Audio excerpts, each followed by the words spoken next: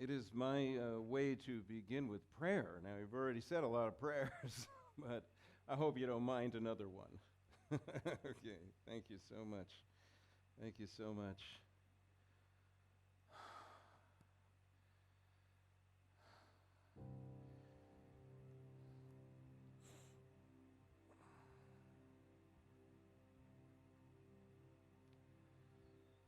Ah, beloved Creator, thank you. Thank you for the incredible blessing of being here today in Chesapeake, Virginia. Thank you for this beautiful land. Thank you for the waters. Thank you for the lush green.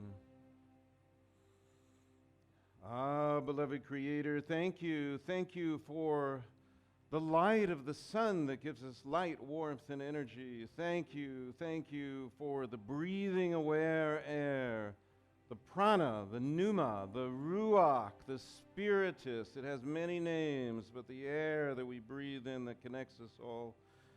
Thank you. Thank you for the waters everywhere, the waters in outer space, the waters in the clouds, the waters under the earth, the waters in the river, streams, lakes, and oceans, the water in our heart, the water in our heart that connects to the heartbeat of the land, connects to the heartbeat of other people we love, connects to the heartbeat of what nature wants to happen.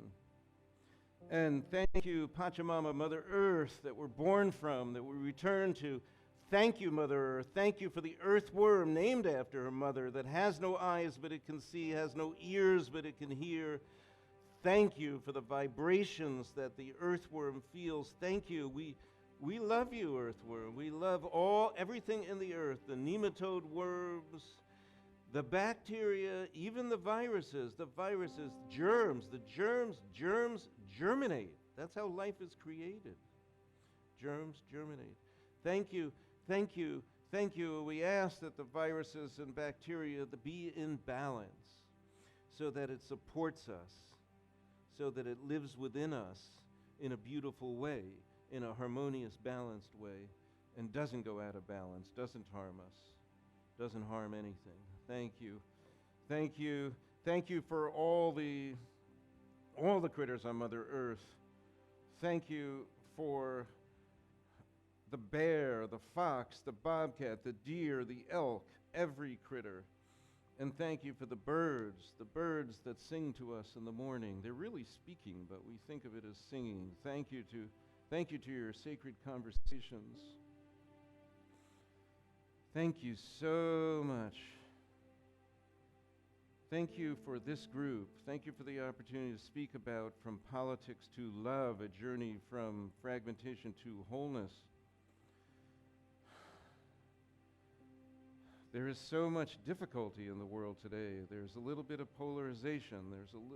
It's not like in here or everywhere. So we ask, Creator, that we be provided the wisdom, that we be a vessel for the wisdom that teaches us how to be loving and kind and patient and to listen deeply to everyone. Thank you so much. Aho mitaku yasin. Thank you. May it be so. Okay, so I want to begin with what is love? What is love? That's not the easiest question. We talk about it a lot. We say the word a lot, especially here in America. We say the word a lot, but in Native America, in Navajo, where I have a lot of friends in New Mexico, which is where I'm from, there really isn't a word for love. Now, there is a translation for I love you, but people say anoshonene. It might be translated as I love you, but really that word is about respect. That word is about respect. It's about deep respect and honoring, a lot like what you were doing, everybody here, with namaste. We honor the divine in you, honors the divine in me. That's really where the word kind of originates from in Navajo. in the West, there have been some beautiful stories about love, some very ancient old stories. Empedocles, you may have heard about this story. But he talked about the four roots. Later on, people interpreted that as the four directions and the four elements: light, air, water, earth. And really, for the ancient Greeks, it was about the rarefied air, the rarefied air. But for Empedocles, he was actually talking about gods and goddesses: Zeus, Hera, Nestes, Adonis. That's all he talked about, but it was interpreted later to be the four roots. But Empedocles said that those four roots were mediated by love and strife. And he actually said that originally, when the cosmos was being created, there was only these four roots and love. There was no strife. But ever since strife came in the picture, love begets strife and strife begets love. This is what has been going on ever since. But it's a beautiful, beautiful story. And it's beautiful because it's love that unites the elements, that brings them all together. Strife is what separates the elements. And when they're separated, we don't feel as good. We don't feel as good. Love can cure everything. It can. It can. But we have to be careful. We can't throw around love too easily. I learned from some of my indigenous friends that they're not always happy by the word love used toward them, because somebody using that love may not have known their story. So what I would say is the very first thing that we have to do is listen to another's story. Again, like the namaste, you have to honor the other person exactly where they are, the other culture exactly where they are. And then amazing things can happen when you make that connection. When you make that connection. So Christopher's read the book, Original Politics. That book, the foundational premise of it is how strong an impact Native America made on the founding of this nation. Most people think that the United States was created out of Enlightenment values from that century. And it was, but it also was created out of Native American values: liberty, equality, natural rights. Those things, I would contend, they were learned by the colonists who had been living here for 150 years before they formed a political nation. And I'm not talking about the early explorers. The early explorers were coming for centuries, but they turned around and came back. But in 1620, as everybody knows, the Mayflower Pilgrims came, and they brought women and children, so they were clearly intent on staying. And the Mayflower Pilgrims formed a very good partnership with the Wampanoag, which was a loose confederacy of various tribes in Plymouth area in Massachusetts. And for 55 years, they enjoyed a deep friendship and a military alliance. Now, in all honesty, not everybody got off scot-free. I mean, in the Wampanoag and the Mayflower Pilgrims, they joined together and they almost vanquished the Pequots. Do people know about the Pequots? Have you ever been just outside of New York City near Scarsdale? They have the world's largest casino now. Now, Donald Trump wasn't very happy about that when that casino started. And he said a lot of things like, oh, these Pequots, they don't look like Indians. Well, that was almost partially true, because they were nearly vanquished in 1636, and so to preserve their culture, they do look like a lot of Americans. There's a mixture of complexions. So in a strange way, it was a kind of form of poetic justice, but that's another story. It's not all a rosy story about the Pequots. But I would say that Native Americans really contributed an enormous amount to this culture, an enormous amount. It was Ben Franklin. I just came back from Philadelphia, by the way. I just came through Philadelphia. It's actually the first time I've ever been to Philadelphia. I was encouraged partly by Christopher. I grew up in New York. It's embarrassing to say that I never was in Philadelphia. It's terrible, right? Terrible, but I did. I went there. I saw the Liberty Bell. It is everything it's cracked up to be. You know, so I saw the Liberty Bell. I saw Independence Hall. It's all good. It's all good. I loved it. The place is dripping in history. It's great. And I love Ben Franklin. I love Ben Franklin not only because he was a really creative thinker. I have this theory, though. I'm not sure if he was as creative till he got just the right amount of lightning. I don't know. It might have taken him just to the perfect place where he got inspired. But Ben Franklin, you know, he had an interesting history. Everybody knows that he printed treaties. He was a printer, but he printed a lot of the treaties between Native America and the British government. And because of that, he got to know about Native American beliefs. Later on, he becomes a Pennsylvania assemblyman. And he actually lost his job. He got voted out of office because he kept taking the side of the Native Americans so often in his writing that the people actually objected. But that was a great gift of divine providence, because when he lost that job as Pennsylvania assemblyman, the next job he got was to be the ambassador, the Indian ambassador to the Haudenosaunee, or the Iroquois. That's what the name the French gave them. They call themselves Haudenosaunee, the people of the Longhouse. The people of the Longhouse started their own confederacy a very long time ago. Some estimates are 1132 AD. 1132 AD. And they started their confederacy because they were fighting amongst themselves.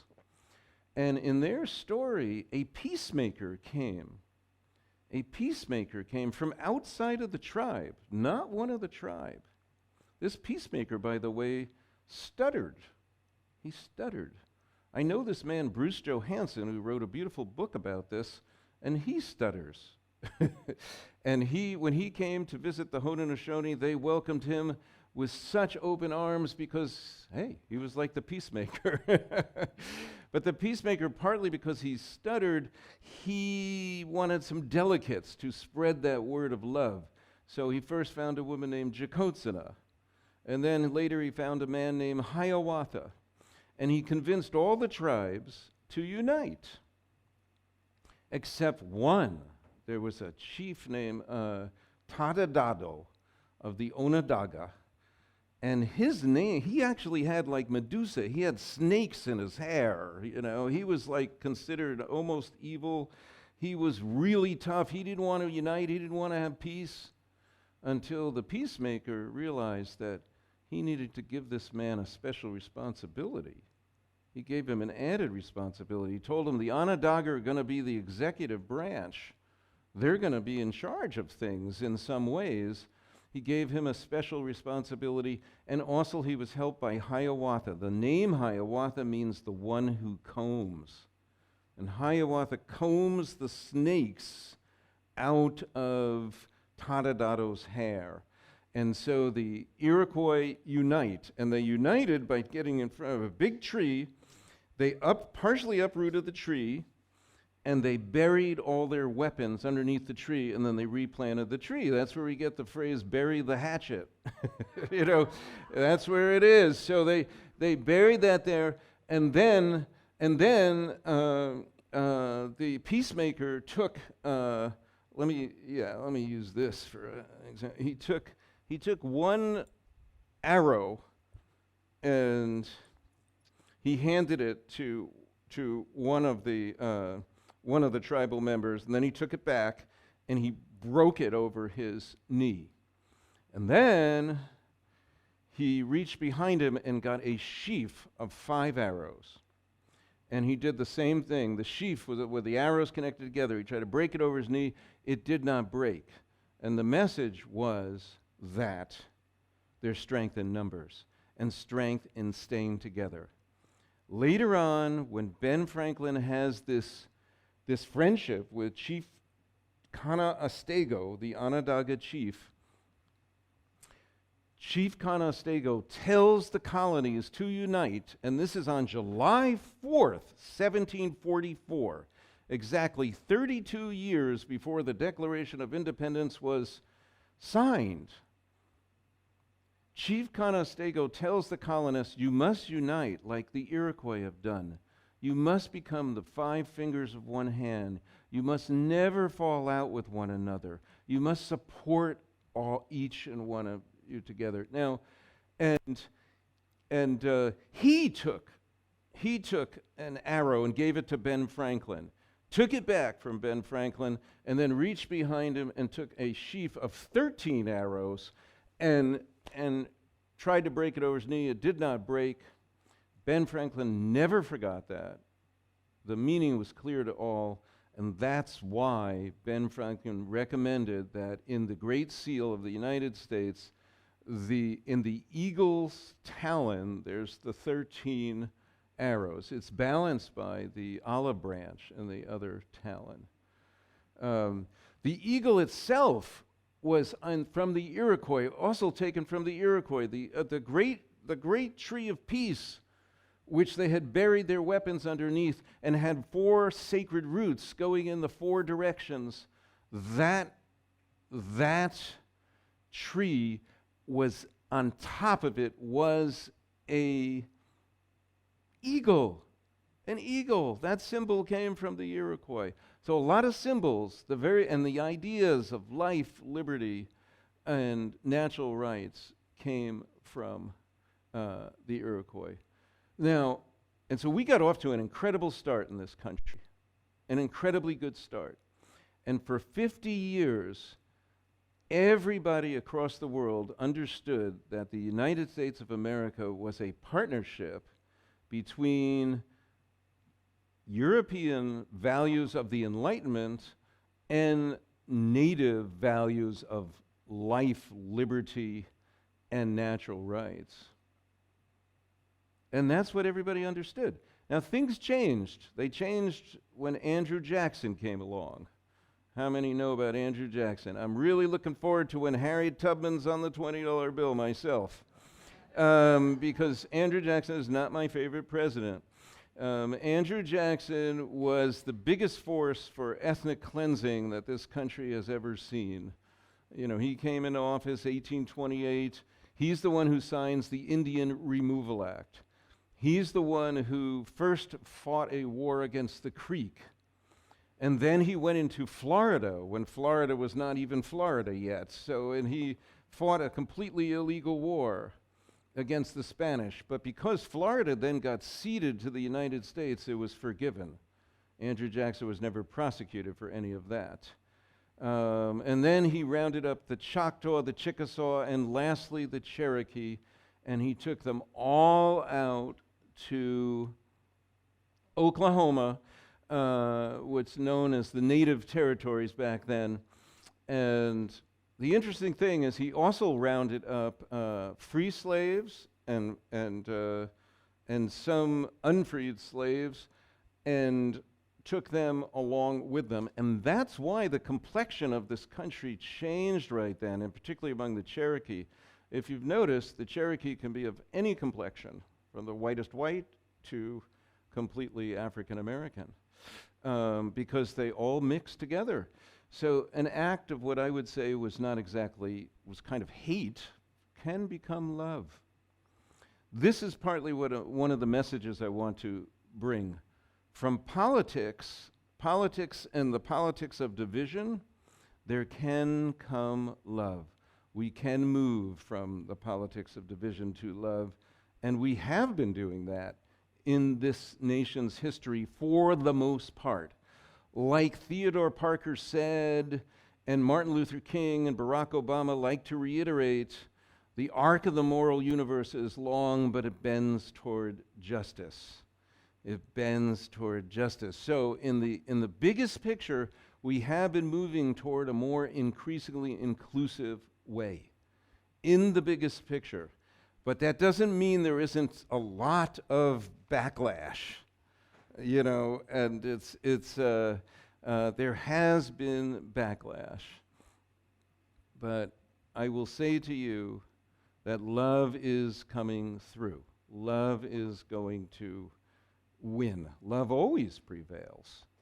It always prevails. So, and thank you for this group, because you're pretty amazing. You're pretty amazing. And I would suggest this too, which I'm not sure whether you've brought this up in services here before, but I would suggest looking at love not in the human world, because this is the way I tend to look at it. I learned from the Hopi how much the waters, for instance, and I think of love as a lot to do with water. You know, we're so much water. Our heart is water. Our heart sends out its blood, its love to our capillary, through our arteries, our capillaries, our veins. That's just like Mother Earth. Mother Earth is like that. When I was in Costa Rica, I had an awakening once. I realized I had this vision that I was a dolphin, and I dove down to the bottom of the ocean until right before I got to the bottom of the ocean, I realized I'm a river dolphin. I'm a river dolphin. I need to come back up and go toward the river. And I did. I went back toward the river, and consciousness, in this vision, the consciousness went way, way up into the upper atmosphere and started looking way down on this little dolphin there, who's swimming out toward the river. And then I see like 5 other rivers.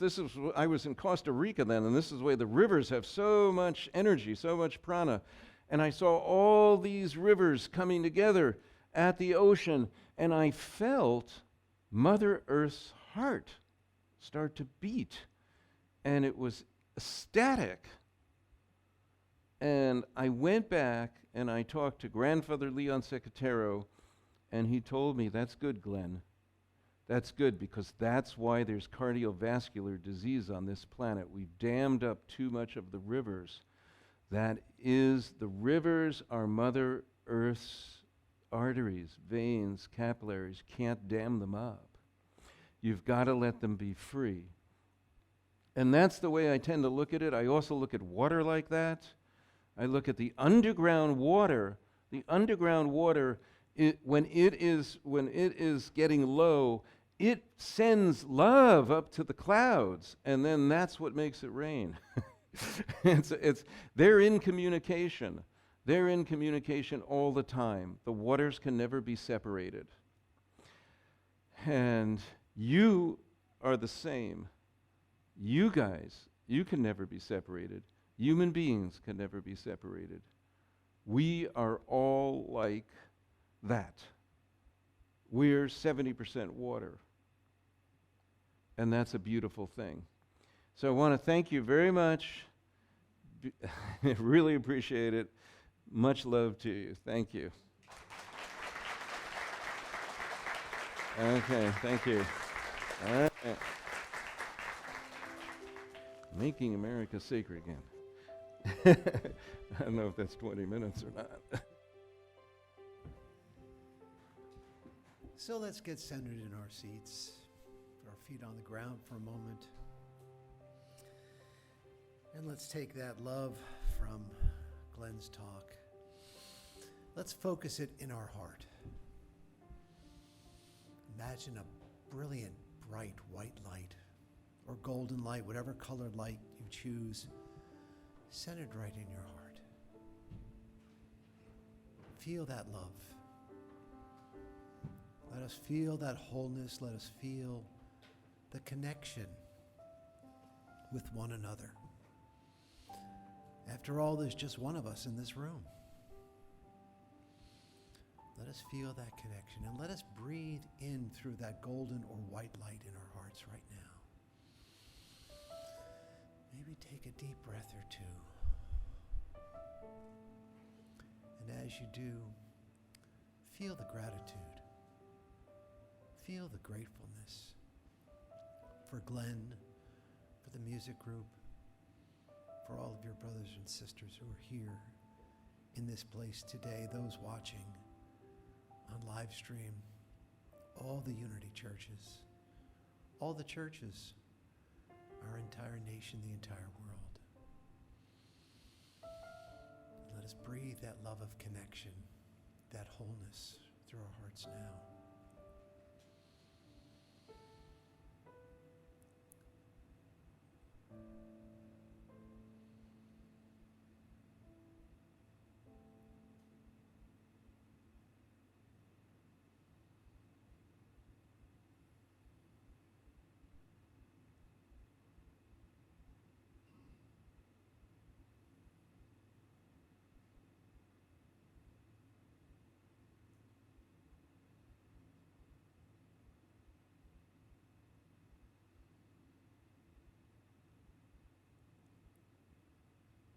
And as we feel that love now, coming in and going out. Breathe in, breathe out. Love in, love out. And so it is.